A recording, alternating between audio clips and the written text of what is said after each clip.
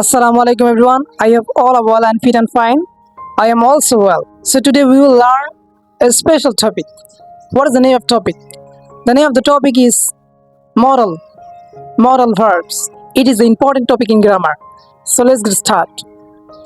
So প্রিয় শিক্ষার্থীরা আজকে আমরা শিখব মডাল ভার্ব। মডাল ভার্ব সম্পর্কে যত ভ্রান্তি, যত ভুল ধারণা, যত সব কঠিনতা আছে আজকে সব দূর করে দেব।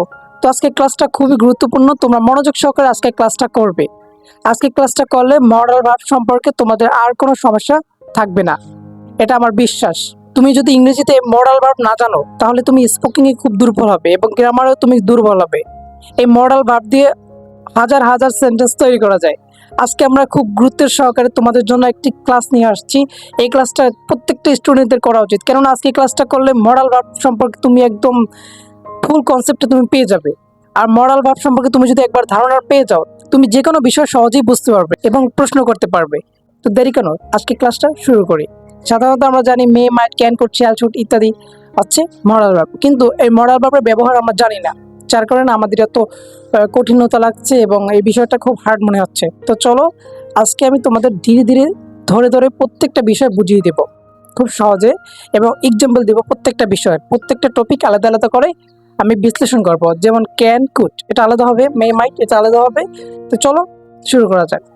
প্রথমে আমি তোমাদের মডাল ভার্বটা বলবো এবং তারপর আমি এক্সাম্পল বলবো এবং এটা কোথায় ব্যবহার হয় সেটা বলবো। আমার মনে হয় কোথায় ব্যবহার হয় ক্যান, কুড এটা আগে বলে নেওয়া উচিত, কেননা তোমাদের বুঝতে তাহলে সুবিধা হবে। তো প্রথমে আমরা ক্যান, কুড দিয়ে শুরু করি। ক্যান ক্যান এবং কুড কোথায় বসে এগুলো আমাদের একান্তই জানা জরুরি। তো চলো আজকে নতুনভাবে একটু মডাল ভার্ব শিখে নাও, যে অর্থে মডাল ভার্বগুলো আমরা ব্যবহার করব। পলিটি রিকোয়েস্ট বিনীত অনুরোধ, অ্যাবিলিটি সক্ষমতা, পাস্ট অ্যাবিলিটি অতীত সক্ষমতা, পসিবিলিটি সম্ভবতা, পারমিশন অনুমতি, রিকোয়েস্ট অনুরোধ। তো এই সকল অর্থে আমরা এই ক্যান, কুড ব্যবহার করব। এবার আমরা দেখব এই ক্যান, কুড দিয়ে কয়েকটা এক্সাম্পল। তো চলো দেখে নিই।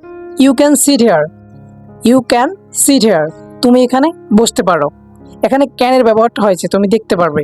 Next example, could you please lend me your pen, could you please lend me your pen তুমি কি দয়া করে তোমার কলমটা আমাকে ধার দিতে পারো।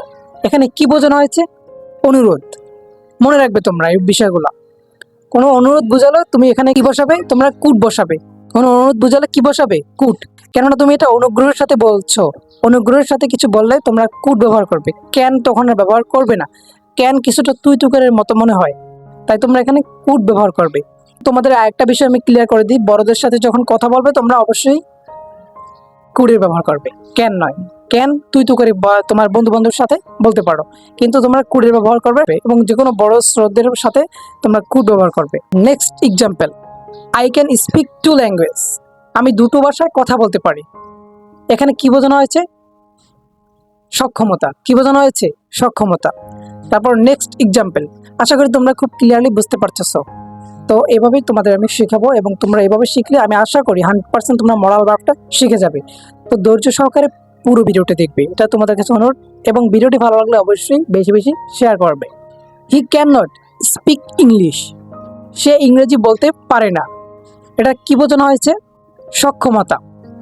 সে সক্ষম নয় বিষয়। He can not speak English. Next example, I could not go there আমি সেখানে যেতে পারি না।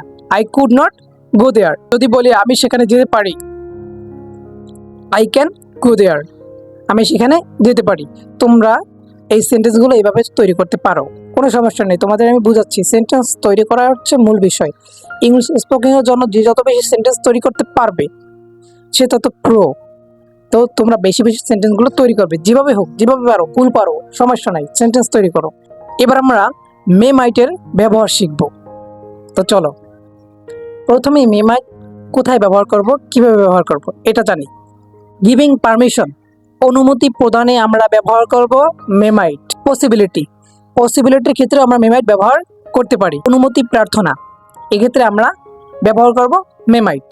তো এবার আমরা এক্সাম্পলের সাহায্যে এই মে, মাইটের ব্যবহার শিখব। আই মে রেইন টুনাইট আজ রাতে বৃষ্টি হতে পারে। এটা হচ্ছে একটি সম্ভাব্যতা। এই সম্ভাব্যতা বুঝালে আমরা মে, মাইট ব্যবহার করতে পারি। তারপর এক্সাম্পল দেখে নিই, এখানে একটু ডিফারেন্স। আই মাইট কি বলছি দেখো, আই মাইট রেইন টুনাইট আজ রাতে বৃষ্টি হতেও পারে। আজ রাতে বৃষ্টি হতেও পারে। আগেরটা বলছি আমি কিন্তু হতে পারে, আর এটা বলছি আমি হতেও পারে। দেখছো মে এবং মাইটের পার্থক্যটা কোথায়? অল্প একটু পার্থক্য, হতে পারে আর হতেও পারে, কথার একটু ডিফারেন্স আছে। তো তোমরা এভাবেই শিখবে এবং বেশি বেশি প্র্যাকটিস করবে, বিকজ প্র্যাকটিস ইজ পসিবল। যত প্র্যাকটিস করবে ততই শিখবে। Next example, may I come in sir? আমি কি ভিতরে আসতে পারি? আমরা স্যারের কাছে যে বলি না, অনেক সময় আমরা স্কুলে দেরি করে গেলে আমরা স্যারের কাছে অনুমতি চাই না, স্যার আমি কি আসতে পারি? তাহলে কি বলবো আমরা ইংলিশে? May I come in sir. তো এখানে মে ব্যবহার করা হয়েছে, may I come in sir.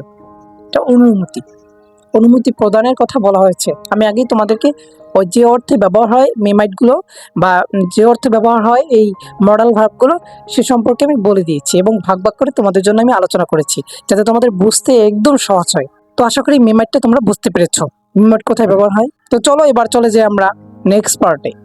Shall should, আমরা সবাই এর সাথে পরিচিত, বাট এটা কোথায় ব্যবহার করব, কিভাবে ব্যবহার করব, কোন ক্ষেত্রে ব্যবহার করব, এটা আমরা জানি না। তো আজকে জেনে যাবে। সাজেশন, যে কোনো পরামর্শের ক্ষেত্রে তুমি শ্যাল শুড ব্যবহার করতে পারবে। অ্যাডভাইস, উপদেশ। অব্লিগেশন, বাধ্যবাধকতা। অফিসিয়াল অর্ডার, আনুষ্ঠানিক নির্দেশ। সিম্পল ফিউচার, সাধারণ ভবিষ্যৎ। এ সকল ক্ষেত্রে তুমি শ্যাল এবং শুড ব্যবহার করবে। তো আমরা এক্সাম্পলের সাথে জেনে দেব আমরা কোথায়, কিভাবে, কোন ক্ষেত্রে ব্যবহার করব। তো চলো। I shall visit you tomorrow, আমি আগামীকাল তোমার কাছে যাব। I shall visit you tomorrow. তো এখানে দেখতে পাচ্ছ শ্যাল ব্যবহার করছি আমি। কি ব্যবহার করছি? Shall. Next example, you should give up smoking, তোমাকে ধূমপান ছাড়া উচিত।